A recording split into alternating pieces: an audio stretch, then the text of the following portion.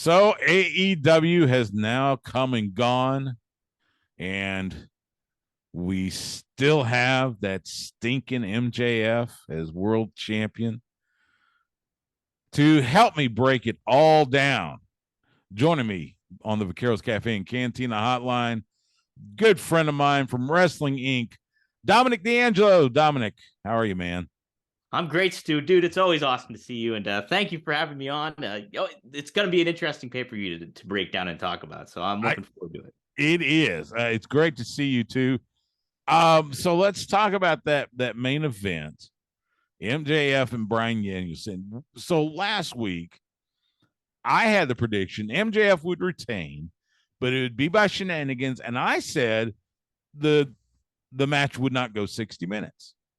Boy, was I wrong. I mean, it went 60 and then some. And then some. And then at the end, MJF grabs the oxygen tank, twonks Bryan in the head with it, and gets Bryan Danielson to tap out. Interesting choice. They decided to have him tap out. Yeah. Give me your thoughts on that match, because it, outside of of course, the rule breaker ending, that was a great match. Honestly, Stu, that undoubtedly right now at this moment in time, I have 2 match of the year candidates. One I can't talk about because it hasn't aired yet, and then this one. And I will say, unbelievable, the storytelling aspect in it. MJF going to the outside of the ring and really leaning into just being the heel. No, obviously the water throwing was a big, much talked about, but just the handling of how they went outside. And MJF, obviously, Iron Man match is more Bryan Danielson's game, but in a lot of ways, MJF made it his kind of game. Hey, I'll go outside, I'll play dirty, I'll fight dirty, I'll do whatever it takes to put Danielson out of commission. And sure enough, that happened. That even sequence of them, that where Danielson got a pin and then MJF got 2 pins because of the low blow and got disqualified. That all was really great segments of a awesome story encompassing overall to be told there. It was such a fantastic match too. I loved it. I was thoroughly invested, both because I'm a huge Bryan Danielson fan, but on top of that too, MJF is he's arguably the top heel in the business, I would say. Roman Reigns could certainly make a case, but I think it was just beautifully what I kind of do take exception with, if I did have one aspect, is Danielson being put in the overall position of being in title matches and then not winning a title. I think he's been in 3 at this point and has not won the title. And I think if you look at it, take a step back and look at it from the grand scheme of that can kind of be an issue. But overall, the match itself, I love. Yeah. I got to call MJF matches when he wrestled here in Austin, and I knew his skill. And we've seen it before in MLW and of course in AEW. But to be able to, like you said, put together that story, just masterful, absolutely. Another thing I said last week was that outside of that main event, this pay-per-view was like the first AEW pay-per-view where I wasn't feeling a must-see. And I don't know what it was, but man, am I glad I did, because, and I want to get your overall grade on this card. But in my mind, I mean, this thing knocked it out of the park and then some. It did. No, I agree. I mean, and I was with you too. So I did a live watch along for ad-free shows for it, where the subscribers tune in and, we all watch together and talk about it and have a couple daddy pops, as Dave LaGreca would say, daddy sodas. But we I was not thoroughly invested into oh, this is a must-see pay-per-view.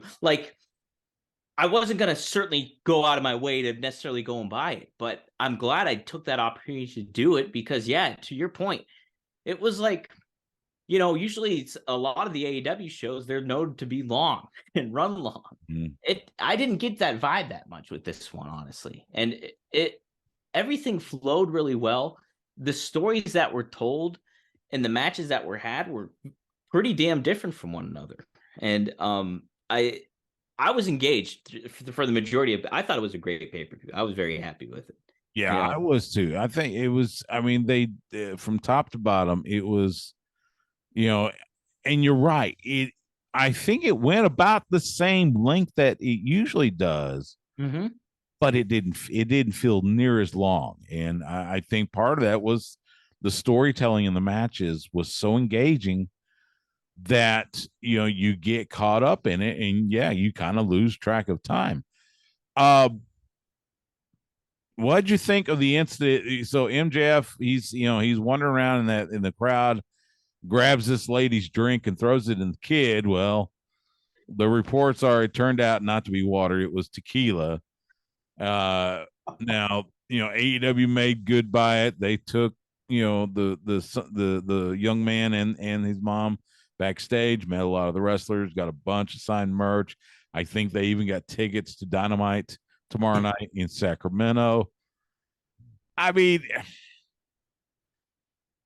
yeah, it probably wasn't the best thing, but I mean, let's be honest. You look at a cup that has clear liquid.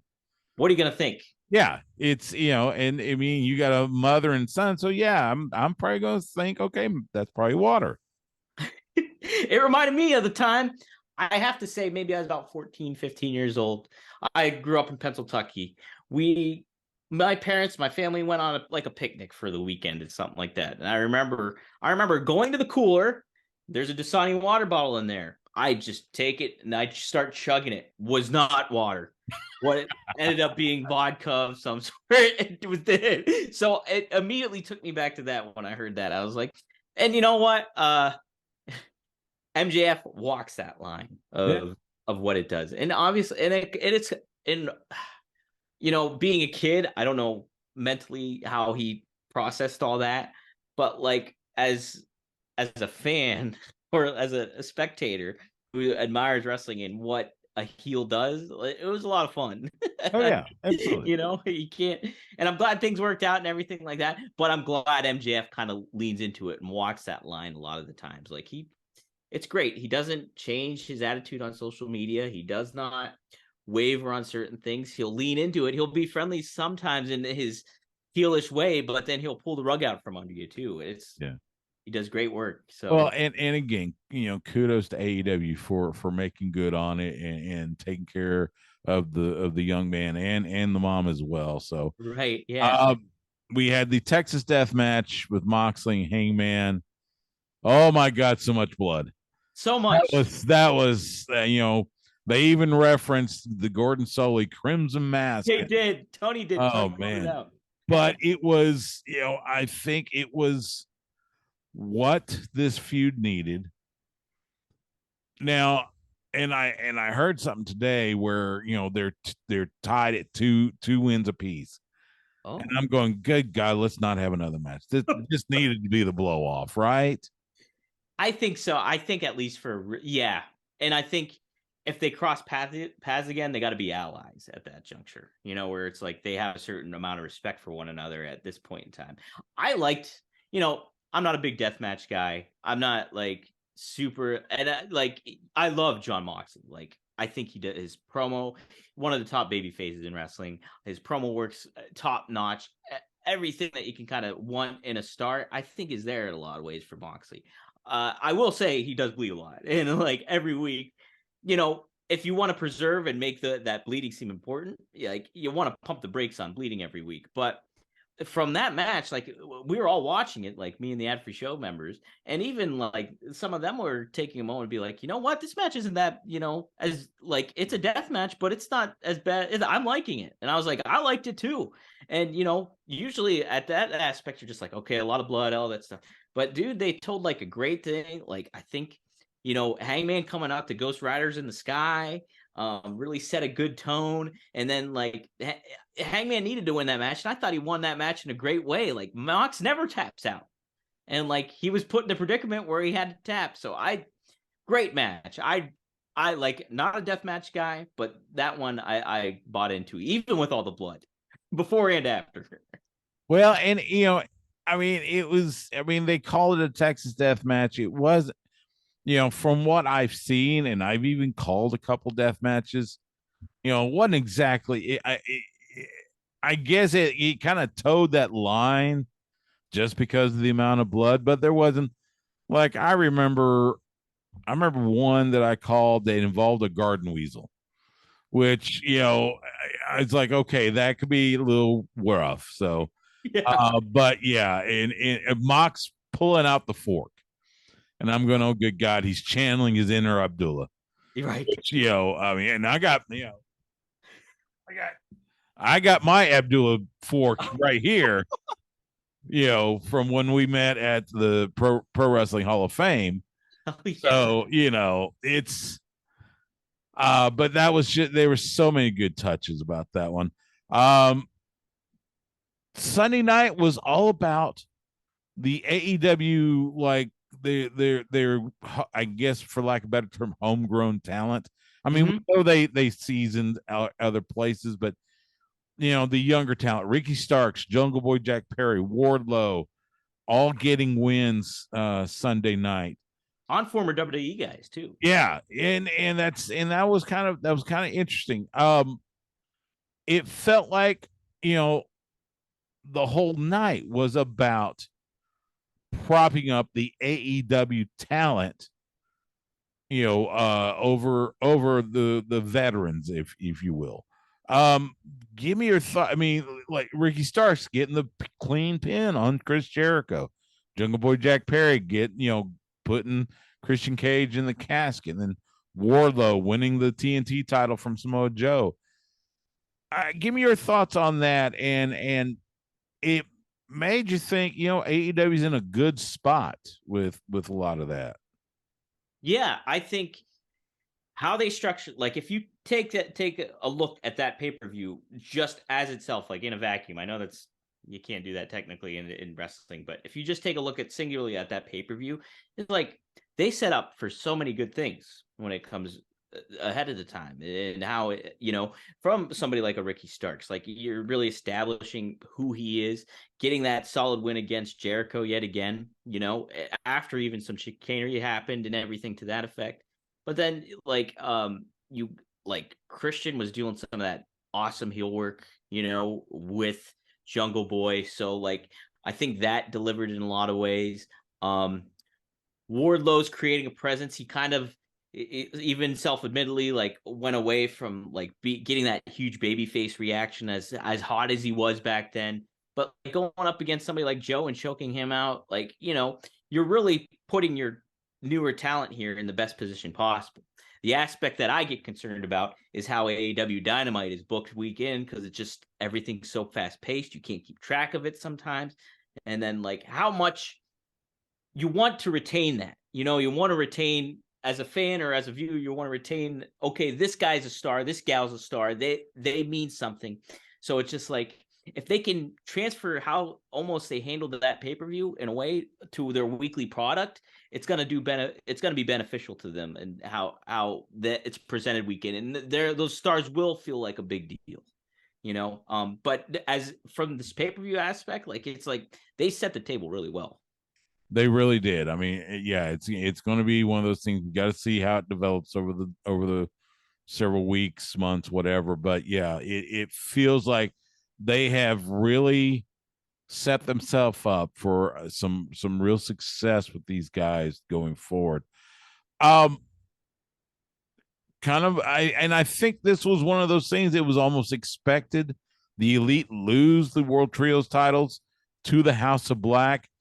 And it was funny. I kind of watched it back, and and it feels like neither team feels like a baby face or heel. They're both tweeners, for lack of a better term. Of course, House of Black always, they've been getting the big pops, especially since they came back. House of Black is trios champions. How do you see that running? when do you think we might see or if we see a rematch with the Elite? That's a good question. About if I were Tony Khan, I would not have them face the Elite, at least for a very long time. I think you having them beat them like they did definitively, I thought was needed. I was saying this as the match was going on. I was like, House of Black need to win this match. Like, it's because it's like you think about the trajectory that Malachi has taken since going to AEW and stuff like that. He got heated up against Cody, was positioned in good stuff, but then he got lost in the shuffle, and then House of Black got lost in the shuffle, and then Malachi went away, and then now he's back, and even just seeing that presentation of their entrance coming out, like Julia Hart, like just the look that she has, it's just like these guys have some tangibility to them that like will transfer across to fans of how not only creepy they are, but it's just like they pack a punch. Malachi packs a punch at like the strikes that he was doing, the kicks. It brought me back to how much of a admirer I was when he was Aleister Black in NXT and everything like that. And I think they're perfect for the trios titles. I think initially when they presented the tournament, I was like, House of Black should win this and they should become the first ever trios champs. But them beating the Elite like they did, beating Kenny Omega, everything to that effect, I thought was set up very well. I would refocus the attention for not only the Young Bucks, but Kenny at this point. I think it was a good side trip to have for them, but now it's like there's tangibility with those guys too. I think, people criticize the Young Bucks for, their move sets or how they handle things. I really enjoy like how they handle themselves and the style, the charisma that they bring. Like, I think people underestimate that level of their talent in a lot of ways, where it's just like they can connect with fans in a positive way or a negative way if they want to. And I think that's something AEW should really try to take advantage of. How exactly to do that with such a huge roster is tough, but I think, veering them away from the trios titles, I think would probably be a good move at this point. Yeah, I tend to agree. Put the Young Bucks back in the tag division. I'm not sure you would put them in a title scenario yet. No, Just because, and we'll talk about it here in a bit with the Guns and FTR. As far as Kenny Omega goes, he's still the IWGP US champion. So, I got to figure he's going to have some New Japan commitments to take care of. And it's kind of the same as the Bucks. I'm not sure I'd put him in the world title picture just yet. I don't know if they would fit right now. So, we'll have to see. But yeah, I definitely agree. They need to, kind of divide and conquer as usual. Let's talk about the tag team match. It was that fun match that you needed right before the main event. The Guns do retain over was Danhausen, Orange Cassidy, Jeff Jarrett, and Jay Lethal and the Acclaimed. Mm-hmm. And then afterwards, as they're talking to Renee Paquette, here comes FTR. Which, and the talk around the campfire had been, they're taking a break and their deals may be ending soon, and we don't know if they're going to stay. And then, well, apparently they're going to stay. And it feels like that's the next program. Mm-hmm. Now, next pay-per-views, Double or Nothing in May. So you've got at least a little over 2.5 months between now and then. Do you wait that long to put, because FTR are probably going to be the next champions. They're going to be the ones to take the belts off the Guns. Do you wait that long, or do you do it sometime in the next few weeks on a Dynamite? Well, it's kind of, see, I like the Guns. And, when we were watching the pay-per-view there, a lot of the ad-free show members were really critical of them. And I'm thinking in my head, well, what they're doing is working. You're not liking them. You think they're, they don't deserve to be there. That's the whole point. Like, they're making you not like them. And I think honestly, they're one of their best tag teams AEW has. And they're young. It's just like, so personally, like, I would like to see them like kind of keep that heat going on. And if they hold the titles for that long, you're even building them up even more. So if I were Tony Khan, I would probably wait till Double or Nothing. But I could definitely see what you just said about FTR winning maybe a few weeks down the line, maybe maybe a month and a half down the line, and then them getting worked into a program, maybe with the Young Bucks at that point. Who knows? But I very much like the work of Austin Gunn and Colton Gunn. I think they people crap on them. I think that they're doing it for that reason, and they present not just the aspect of what people want to see in a ring, but they present more of the personalities that you want to see in the ring. Yeah, they're being good heels. Exactly. You don't get that too often. No, and I've been saying, like, for instance, I've been saying the last couple of months, Chris Jericho needs to change his entrance music. Yes. Why, if you're going to be a heel, why do you want the fans singing to your entrance music? Have him change it. Have him be that jerk that takes that away from the fans. I mean, I don't know. It seems simple to me, but introduce your new Fozzy song. Like, we get a new Fozzy song in there, exactly. And then like maybe not have it be one that fans can sing along to, but be like, "This is my bet. This is better than Judas." This is like, just go like that, It's like, that's how I'm gonna go with it, Plus, then you get publicity out for your new song. Yeah. Maybe get a few more downloads for Fozzy. So, Stu, I got to give credit too for this the tag match. I just love the work of Jeff Jarrett, like him just doing like his ability to sell, like play to the crowd. It's just like notches above everybody else in a lot of ways. He's like one of the best heels that AEW has. It's great to see him be put in the spotlight. I could not agree more. I've been a Jeff Jarrett fan for quite some time. I've gotten to talk to him several times, and I would say right now he's probably doing the best work of his career. How about it? It's as crazy as that sounds.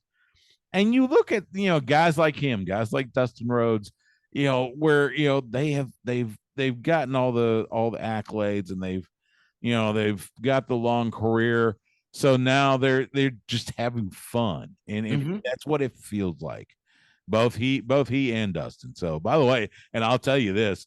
So when Jeff Jarrett first came on and he called himself the Last Outlaw, I can tell you that Dustin has a problem with that. Oh, really? So who knows? Maybe we get a feud with Dustin Rhodes and Jeff Jarrett. I think would be fantastic. That sounds like a Double or Nothing match to me. I think it does. I really do. So I gotta ask you this: being close with Dustin, knowing him, could you, like, as somebody that knows him, not only knows him, but just as like an admirer, just like a wrestling fan that grew up with it, could you see him having one more going for a world title run at some point still? You know what? I mean, he could. Physically, he could. Now, he could. He had some work on his knees about, I don't know, a couple of months ago. I could definitely see him at least with a TNT title run. I mean, I'd love, obviously, and look, I love Dustin Death. I would love to see the world title. Me too. I don't know how that would play out. I could at least see a TNT title run, before he hangs up, which, this year apparently is it. Right. So if it's going to happen, it's got to happen soon. So I tell you what, you could tell a good, like, John Elway story with him. You could just like, wins it, boom. All right, that's it. Vacate the title then. He wins it and he's like, this is it, I'm done. And what a way to end a career too for that. Like, such a, I don't know. It's like, I'm all for like seasoned veterans like getting their flowers. And so Dustin's one of those guys that I'm just like, I could definitely see him have the world title one. I mean, the best possible scenario would be Dustin winning the world title at the same time Cody wins. Oh, could you imagine? Man, God. My God, that'd be it. Yeah. The one storyline that, and it was a fine match. I just don't buy the story. Mm-hmm. You had Jamie Hayter, Ruby Soho, and Soraya.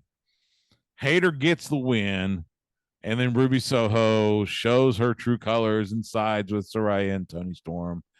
And you've got this, quote, AEW Originals versus the Outsiders, which that story to me seems a bit convoluted. Because let's look at this. Yeah, Soraya spent a lot of time in WWE. Toni Storm was gone 3 weeks after she made it to the main roster. Made it to the main roster, got a pie in the face from Charlotte Flair, and then left. That was it. Mm-hmm. Yep. And Ruby Soho, who also spent time, but it feels a little too manufactured to build. They had to do something to build this match. But it was a fine match. Give me your thoughts on the women's match and where it stands right now. I think you're pretty spot on with the match itself. I thought the match was pretty well executed overall. I thought Soraya's kind of greasing the ball bearings a little bit. She's getting back into the mode of wrestling and stuff like that. So I thought she looked pretty solid. Ruby Soho always looks really good, and Jamie Hayter obviously is good too. I will say I almost felt kind of in the same boat I felt with Danielson or with both Ruby Soho and Soraya, is that they almost need the title more than Hayter does at this point, Ruby or Soraya does. So I would have almost liked to see one of them get the title over Hayter, because I think, you could definitely do another chase with Hayter and stuff like that with how much fan goodwill she's built. So with that aspect, that's kind of where I lay with the manufactured aspect. I'm totally with you on that. I think what kind of I find frustrating is the spray paint and the L stuff. It does seem like pretty forced. Like, hey, we got to give you something. You don't really need to give them something. I feel it feels. I think I mentioned this on Twitter. It feels very Riot Squad back in WWE when they would be doing hijinks backstage, but they weren't really that wild. It was they tipped over a trash can or stuff like that. It just seemed like a juvenile. Yeah. Where it's just and so it doesn't, I don't think that's really necessarily putting them in a good position. And I think there was more legs with Ruby Soho still staying a babyface. Just maybe a title win would have helped her, but we'll see where it goes. But I'm not too confident in what maybe the trajectory might be for this. Yeah, I think I'm with you. And then Ruby Soho, another one where, okay, if you're gonna make her a heel, you got to change her music, because her music's so catchy. So that's exactly copyrighted music too, nonetheless. Yeah. So we know that Double or Nothing, their next pay-per-view, set for Sunday, May 28th at T-Mobile Arena in Las Vegas. They're going to do Dynamite and Rampage that week at the MGM Grand Garden. So let's pull out the crystal ball. Who does MJF defend the title against at Double or Nothing? Oh, I'm gonna go. I'll be that guy. I'm gonna say CM Punk. Really? I'll say CM Punk. I think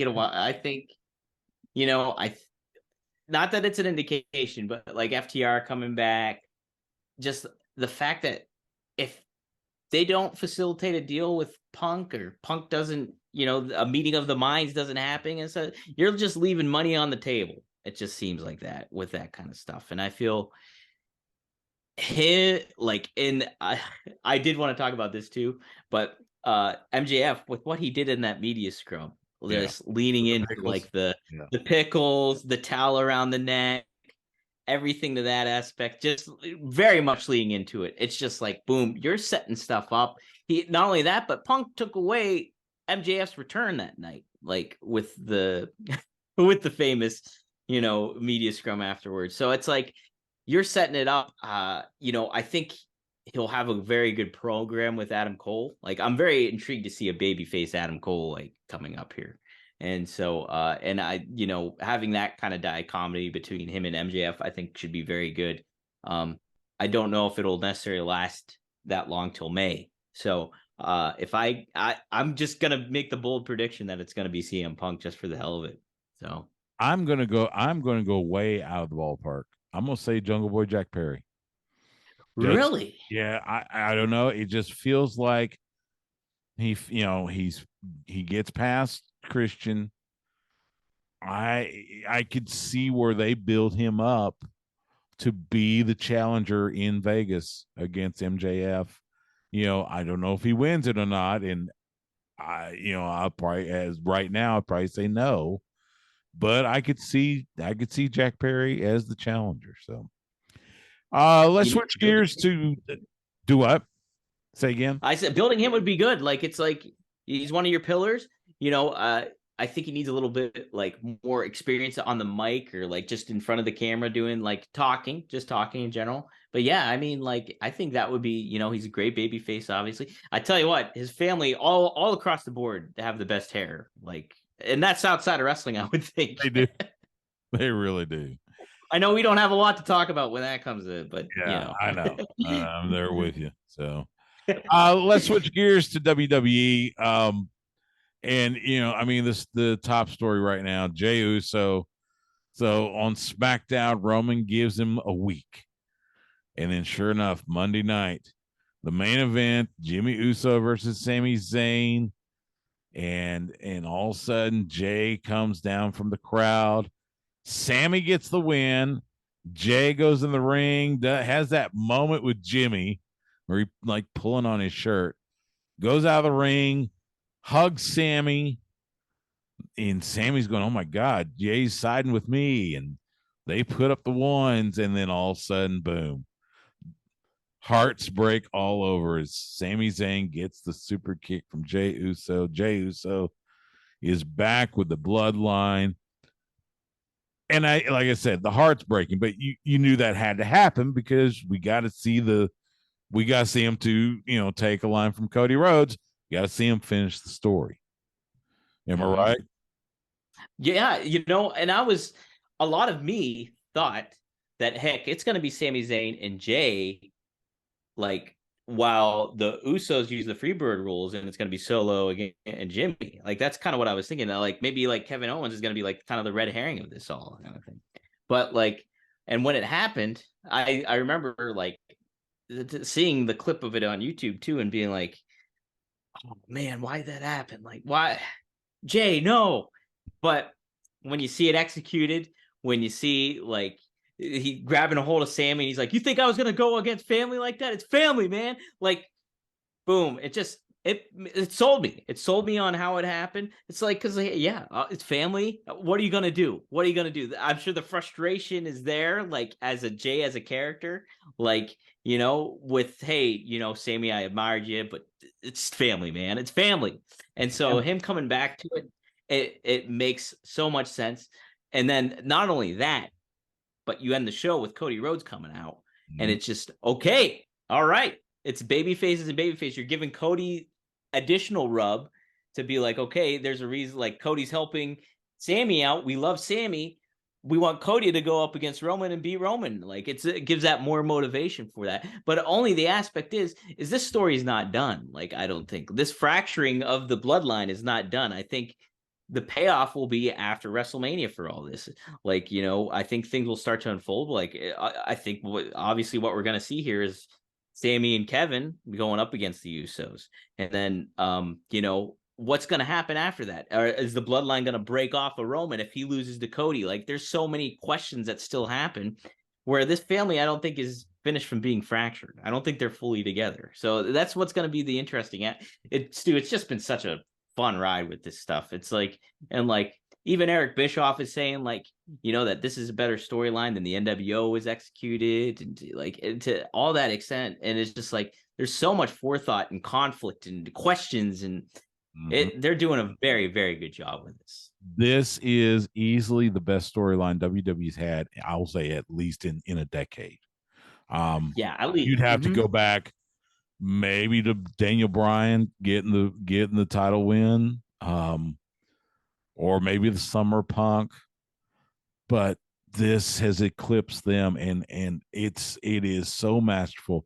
They even you even have the tidbits where Sammy comes out at the beginning of the show to help Kevin, and Kevin shoos him away, or says, I'm going to do this by myself. And then you had just this random interaction with Rick Boogs and Elias and Bronson Reed. And sure enough, just plant that little seed in the background with Cody and Kevin talking. I mean, come on. This is masterclass kind of stuff here, really. It really is. It's what compelling television is. Now, you said have the Usos versus Sammy and Kevin after WrestleMania. You don't see it happening at No. I think it's happening at WrestleMania. Oh, okay. I'm saying the fracturing of the fracturing of the bloodline will happen at WrestleMania. If they decide to go that route of them losing the titles and Roman losing the title. Yeah, that's I gotta it feels like, and I think I got early betting odds today on like the matches that are confirmed so far. And I think they even had I know they had Cody as the favorite right now, and I want to say they had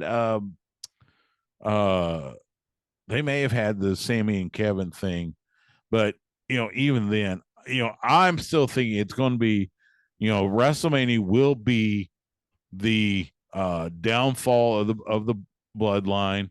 Yeah, they don't have Sammy and Kevin versus Usos yet, but WrestleMania, that'll be the downfall of the bloodline. And I'll tell you this. So our mutual friend, Mike Sempervive, I had him on, I don't know, a few weeks ago, and he had the scenario of, okay, so Usos lose tag titles, Roman loses the world title, and bloodline is destroyed. And then come back about, I would say wait till May, maybe even beginning of June. Roman comes back with a new bloodline of Tama Tonga and Tonga Loa. Wow. Tonga's deal with New Japan is supposed to be, ending soon. We'll see if he signs. Tonga Loa sit at home, bring up the Gorillas, and boom. Now Roman's got a new bloodline. Stu, I didn't even consider that. That's great. I mean, that would be next level. That really would. That would be some next level stuff right there. And could you imagine too the Gorillas going up against the Usos, and man, oh my God, that would be. And then you have Solo be the wild card. Where is he gonna side with? Is he with Roman? Is he with his brothers? Where is he gonna fall on that? I think that's a cool aspect. It would be an interesting, that's an interesting, because he's Jimmy and Jay's younger brother, but he's also been Roman's heavy, so that's right. We got this coming Friday night on SmackDown. It'll be a 5-way match. Winner will get Gunther for the Intercontinental title at WrestleMania. Right now, it's Drew McIntyre, Sheamus, LA Knight, Karrion Kross, Kofi Kingston. Now, I say that right now, Kofi Kingston suffered a leg injury Friday night, so we don't know what his status will be. It feels like this will be Drew coming out on top to challenge Gunther. What do you think? I think it's got to be Drew too. I think in a lot of ways it makes sense. I love Drew. I think him being, him not really getting that. He got his WrestleMania moment, but it wasn't in front of anybody. Right. And then and not necessarily that he's got to I think now that I think about it, I think he's got to defeat Gunther. If you're putting him in that position to win that, to be that opponent at WrestleMania, then he's got to beat Gunther, I think, to not just to get a gold watch to say, hey, thanks for what you did, but I think to keep him strong. You know what I mean? And him coming out and like Gunther is just so impressive. They really established him via the Royal Rumble and stuff like that. And I tell you, I mean, like, if I had to be forthright, I think the opportunity having him go against Brock, at Mania, I think them setting that up was really freaking cool. But I think Drew, this is an opportunity for Drew to kind of reestablish himself, get him on a new course, and heck, further establish the Intercontinental title. Gunther's done a great job at it as a heel. I think if you put Drew in that position to win on Friday night, I will be there, by the way, in Pittsburgh. So, but I think if you set him up to do it, I think he's got to win it. I think you're right, and I think that anybody else that wins out of that 5-way, and you keep the title on Gunther, except maybe Sheamus. I could see where Sheamus, it's a third time's the charm type of deal, but it feels like Drew's got to win, and then he's got to go to Mania, and he's got to win the title from Gunther, and then set up Gunther and Brock for maybe WrestleMania or not SummerSlam. SummerSlam. I think that would be too, Stu. That's an interesting point with Sheamus, because if you think about it, he would be another guy that you could put in that position, because that's the only title he hasn't won is the Intercontinental title. Every other title in WWE he's won, and so like that would be his like final cementing thing there too. But does it make sense?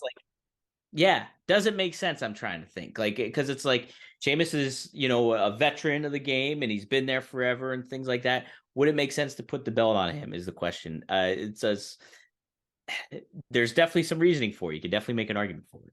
Yeah, I think you're right.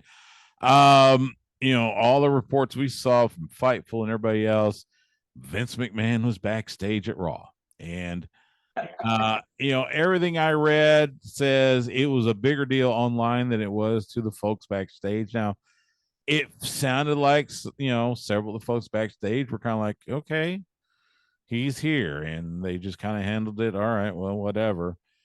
But I think I'm being hopeful. He was there just to see John Cena, and that was it. That's kind of what I was thinking. He's not taking the chair back. Triple H is still in the chair. He was just there to see John Cena. Apparently they have seen each other, in the last few months. So,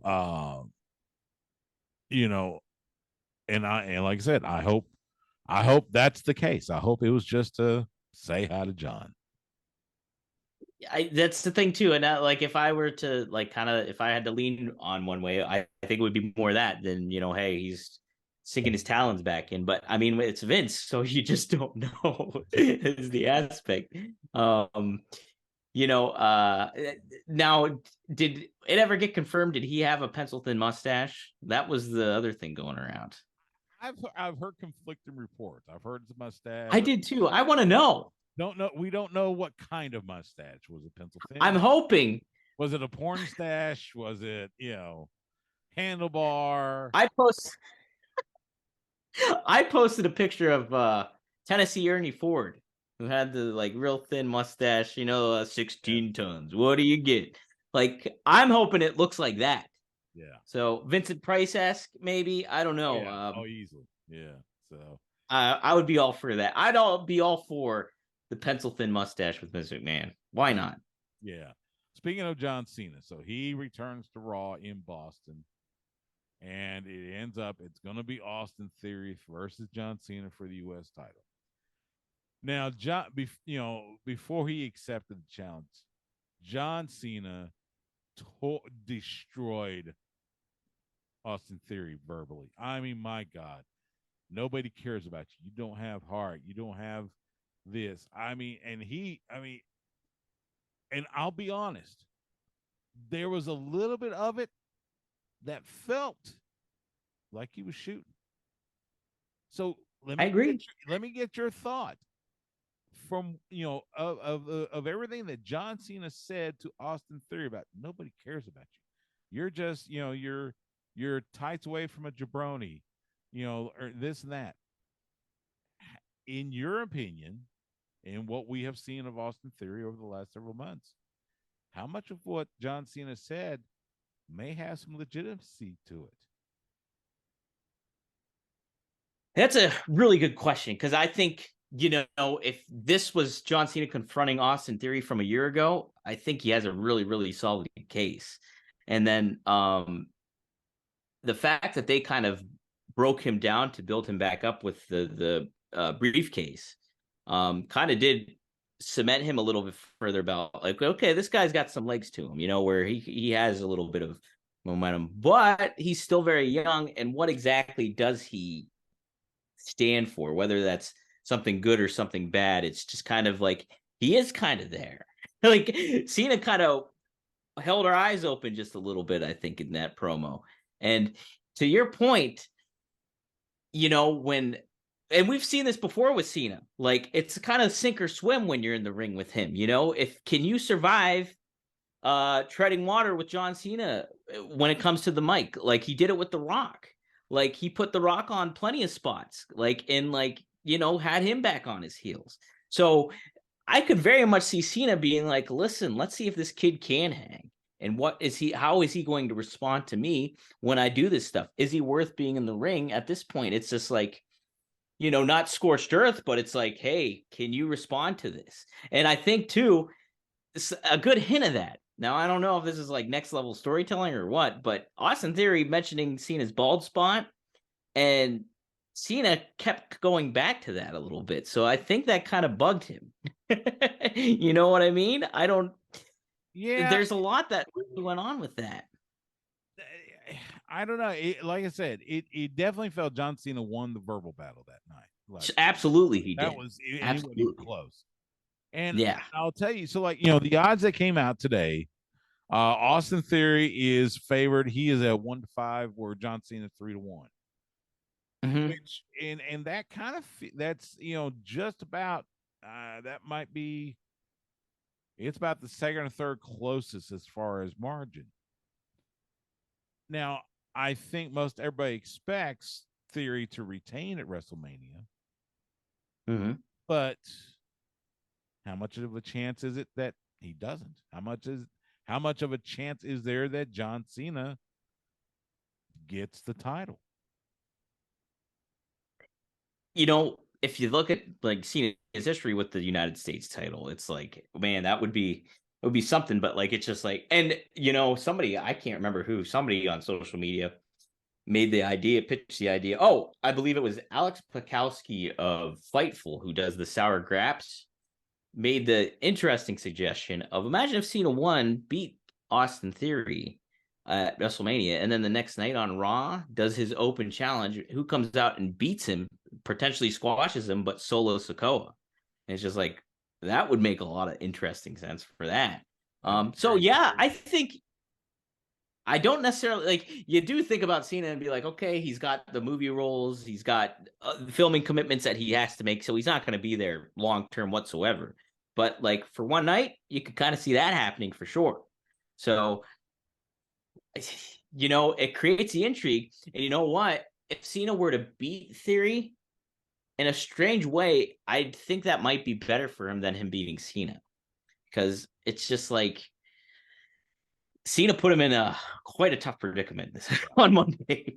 So him losing to Cena could kind of get him have a little bit more of a story that Theory's got more to prove, or has an identity that he has to really show to fans. Him losing can kind of hit the reset button, I think, with that, rather than him winning. I mean, it's an interesting thought. That's for sure. A couple more things. Daniel Cormier was talking to SI. He is going to be leading ESPN's coverage of WrestleMania. The UFC Hall of Famer, former heavyweight champion UFC. He's going to be covering WrestleMania for ESPN. Interesting pick. I know we know Daniel Cormier loves WWE. He's been, he's ref matches. At one time he was slated to be on commentary for SmackDown, I think. But yeah, interesting. DC going to be in Los Angeles. Give me your thoughts. Yeah, I think that's just beneficial for both parties, and I think Daniel Cormier is somebody that is a wrestling fan.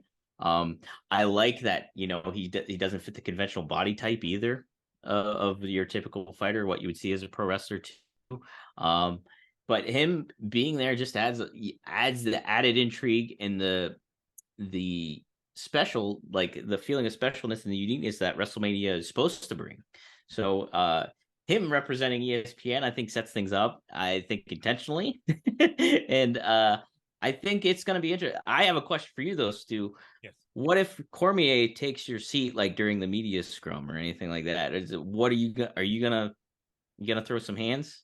Lord, no, he can have. I'll stand. I don't know. I'm not. Yeah, I'll back I'm off. Hey, man. I'm not throwing hands with with former UFC heavyweight champion. I just wanted to see. Yeah, as long as he lets me take a picture with him, I'll be Oh, okay. He can borrow my laptop. I don't care. You need my charger, Daniel? Yeah, take it, man. Take it. Water. One other thing, they made it official last night. King and Queen of the Ring coming to us Saturday, May 27th in Jeddah, Saudi Arabia. So we saw the finals of King and Queen of the Ring last year in Saudi Arabia. So now they send it back. And oh, by the way, boy, that's going to be a busy weekend because you got King and Queen of the Ring on Saturday, and then AEW Double or Nothing on Sunday. Interesting that they decide to send that to Saudi.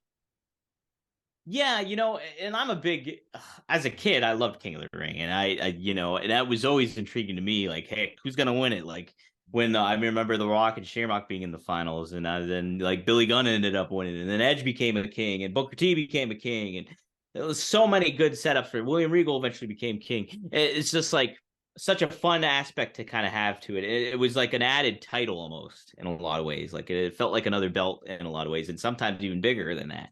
And so, but then it lost. It's like they just got away from it, and it kind of was forgotten about. To bring it back to Saudi, obviously with the aspect of Saudi Arabia and all that the stuff initially going in there, and just that whole thing, it kind of puts a damper on it a little bit for me. But it's still like it makes sense to do, especially if it's not such a big aspect of your wrestling product anymore.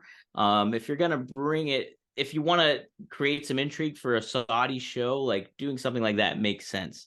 So from that aspect, I get it. It just, as a fan growing up and loving King of the Ring, it's just like, okay. You know what I mean? Yeah. But yeah, it is from that aspect of like the business aspect, it makes sense. Yes, I think you're right.